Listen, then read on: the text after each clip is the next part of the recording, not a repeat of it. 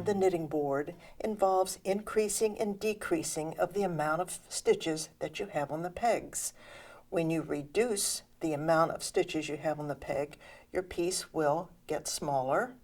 When you increase your stitches, it will naturally move out and become a larger piece. So let's look at a couple different types of increasing. Your pattern may call for an increase at each end of your board, or it may call for an increase somewhere in between your knitting. If it calls for an increase at the very beginning, you're simply going to pick up your first loop, move it out to the next empty peg, creating a new stitch. Do the same thing to your other board, picking up the last loop, putting it on the next empty peg. Now you have an empty peg and we want to create the stitch on that one.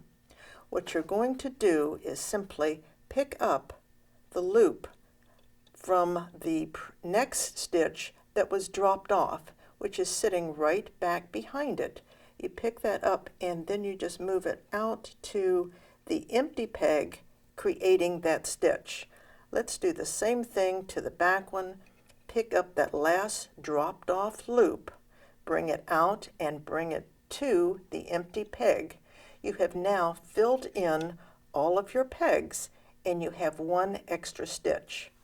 Let's do that to the other end also. Okay, let's pick up that last loop on this end and bring it out to the empty peg. Do the same thing to your other board. Pick up that last loop, bring it out to the empty peg. Go back into your next stitch, pick up the previous dropped off loop, fill in with that one on your empty peg, doing the same thing on the back board, and there we now have 2 extra stitches on our knitting board, and we're ready to just continue in our knitting process. Now let's say that your pattern calls for an increase in the middle of your knitting. How will you create that empty peg in the middle? You're simply going to just shift all of your loops over one peg, bringing them over. Let's just do that on one end. Just bring them all over.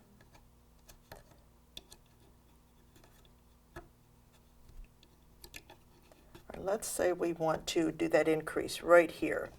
Now let's do the same thing to this side, and that is to bring all of the loops over, one extra peg. We're just shifting it over, creating an empty peg.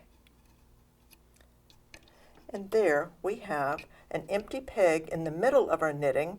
We're going to do the same thing by lifting that previous dropped off stitch, stretching it out to that empty peg, doing the same thing on the next board, taking that previous stitch, bringing it up and over, and now we have increased by 3 stitches on the knitting board. You're ready to just continue with your pattern of stockinette or ribbing or whatever you were working on. A decrease on the knitting board will reduce the size of your piece by making less stitches on your loom. Your pattern may call for a decrease at both ends.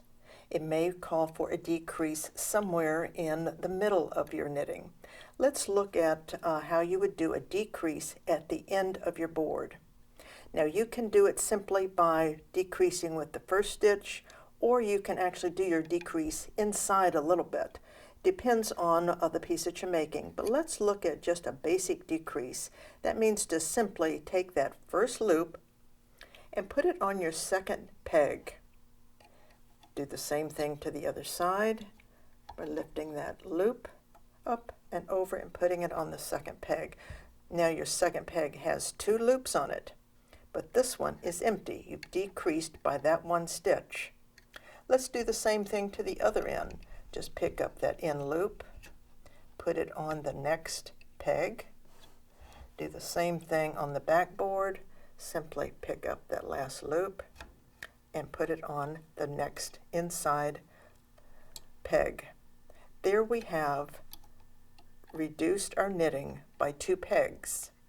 we're going to weave our next row, and when we do, we want to make sure that we lift both lower loops up and over that new stitch. But let's look at a situation if you wanted to decrease somewhere in the center of your knitting. Let's just take that center stitch and move it over to the next adjacent peg, and the same thing on the other board directly across, and put it in the same direction. There we have reduced also this peg in the center. Now what we're going to need to do is just simply move our loops over just by simply taking them off that peg and moving it over. Same thing here, moving it over.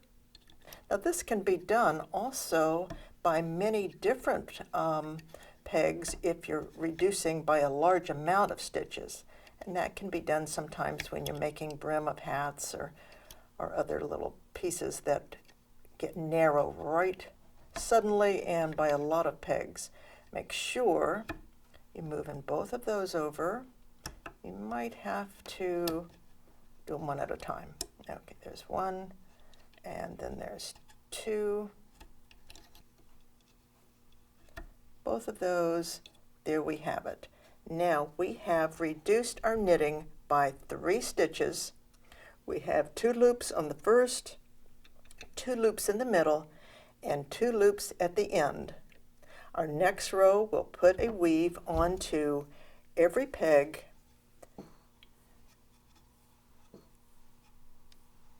and when we do, remember that when you pick up those pegs, make sure you lift both of your loops up and over for your new stitch. Your next row will start out with just 1 loop on all of your pegs.